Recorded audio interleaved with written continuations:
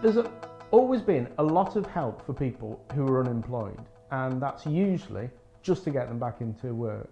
But then there was this recognised need. There's an awful lot of people there that are just so far away from finding a job. I met with somebody this morning who's been out of work for 17 years, not worked for that period of time, and that brings all sorts of issues with it. We're working in some areas where there's really, deprivation. So, Blackpool, out over there in East Lancashire, and sometimes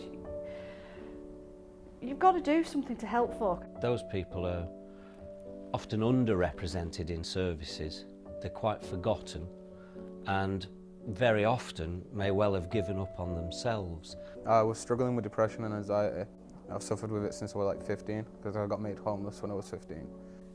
Well, I used to work as a teaching assistant, and then my mum's obviously got issues, that she's got disabilities and things, so I had to leave my job to care for my mum. For me it was always something important. It was always get a degree, go to uni, and then I had to leave. I wasn't able to be there. I ended up in hospital, so it was... I have been cleaning for 30 odd years or so I thought I'll try something else, see if I can get on there at caring. Because after all, I'd looked after my mother for 30 odd years, but she had a stroke, over 2 years ago, and I actually lost her at Christmas. So I needed to get myself back into work and get my life back, sort of thing, You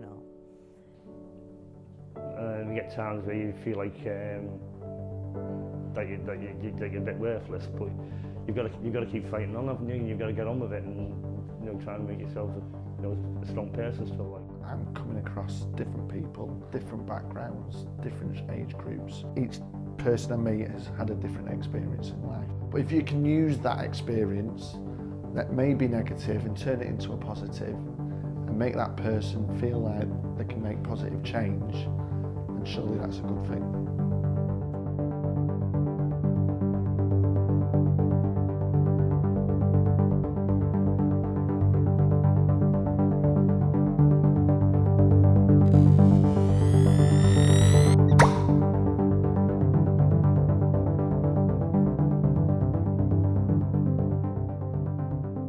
I've been on this Building Better Opportunities journey for quite some time and recognise the opportunity. It was just too good to resist.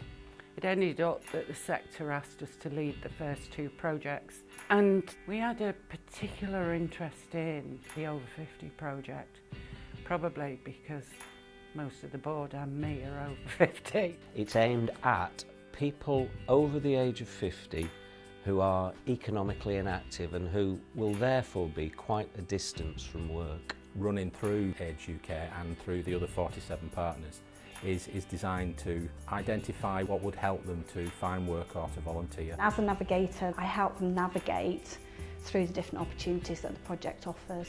So depending on what their need is, when I meet with them initially and we discuss what their barriers are, what it is that they feel that they need support with. And the group is led by the participants, so we ask them what they wanted. So one week we might do some interview training or effective listening. I know I'm 61 in May, but my plan in the future is to try and get a job, and if this helps me to get a job, that's all good.